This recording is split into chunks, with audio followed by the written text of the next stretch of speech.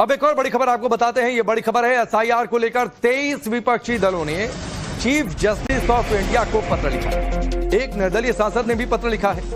पत्र में एसआईआर को लेकर चिंता जताई गई है। देश भर में जहां एक और बड़े पैमाने पर चुनाव आयोग मतदाता सूची में सुधार को लेकर विशेष अभियान चला रहा है, एसआईआर चला रहा, वहीं दूसरी ओर इस मामले में सियासी गर्माहट और तेज हो गई है। कारण यह है कि देश भर की 23 राजनीतिक पार्टियां और एक निर्दलीय सांसद ने मिलकर सुप्रीम कोर्ट के मुख्य न्यायाधीश जस्टिस सूर्यकांत को एक साझा पत्र भेजा है।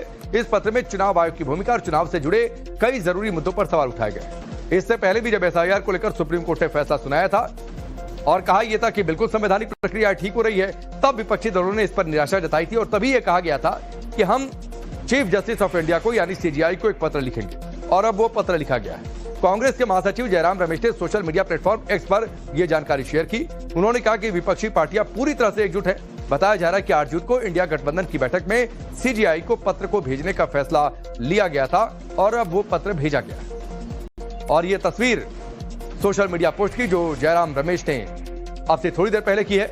आरजेडी सांसद मनोज झा ने इलेक्शन कमीशन की एसआईआर प्रक्रिया और चुनाव से जुड़े अन्य मुद्दों पर सीजेआई को विपक्षी दलों के संयुक्त पत्र पर कहा कि जब हम कहते थे कि 27 लाख लोगों के नाम हटा दिए गए हैं, आप उनसे उनके बुनियादी लोकतांत्रिक अधिकार छीन रहे, इसलिए हम सुप्रीम कोर्ट से अब गुहार लगा रहे हैं, ये उन्होंने कहा।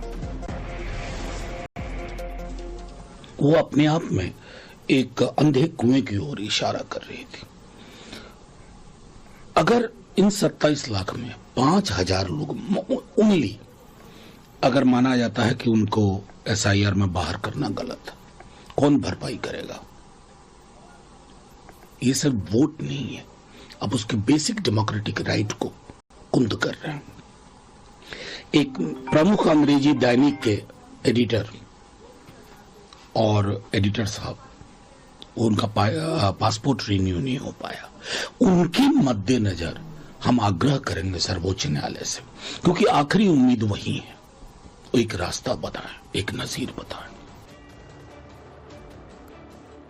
इधर दिल्ली आम आदमी पार्टी के अध्यक्ष सौरभ भारद्वाज का कहना है कि हम लोग इंडिया गठबंधन का हिस्सा नहीं है, लेकिन विपक्ष की आवाज को बुलंद करते रहते हैं।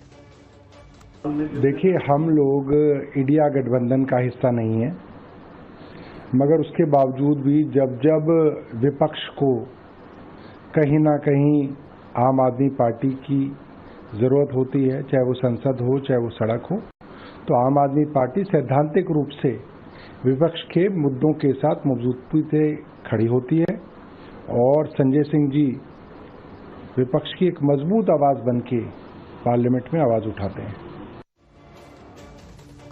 रंजीता झा हमारे साथ जुड़ चुके हैं, उनका रुख कर लेते हैं। रंजीता झा, एक पत्र जो पिछली बैठक में तय हुआ था वो पत्र अब लिखा गया है और अब उम्मीद या फिर कह लीजिए एक नई लड़ाई की शुरुआत इस पत्र के जरिए।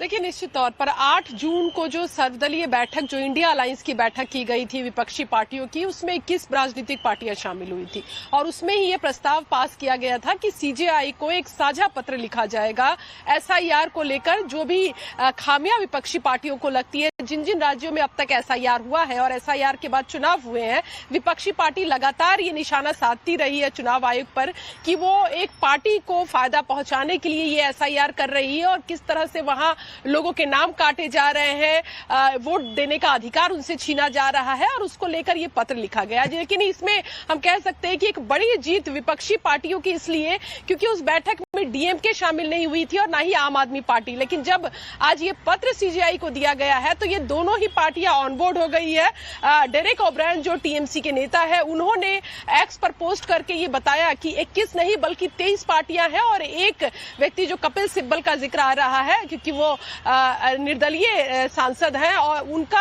हस्ताक्षर है, और आम आदमी पार्टी और डीएमके भी ऑन बोर्ड होते हुए इस साझा कैंपेन में या इस पत्र में उन्होंने भी हस्ताक्षर किए हैं। तो सीधे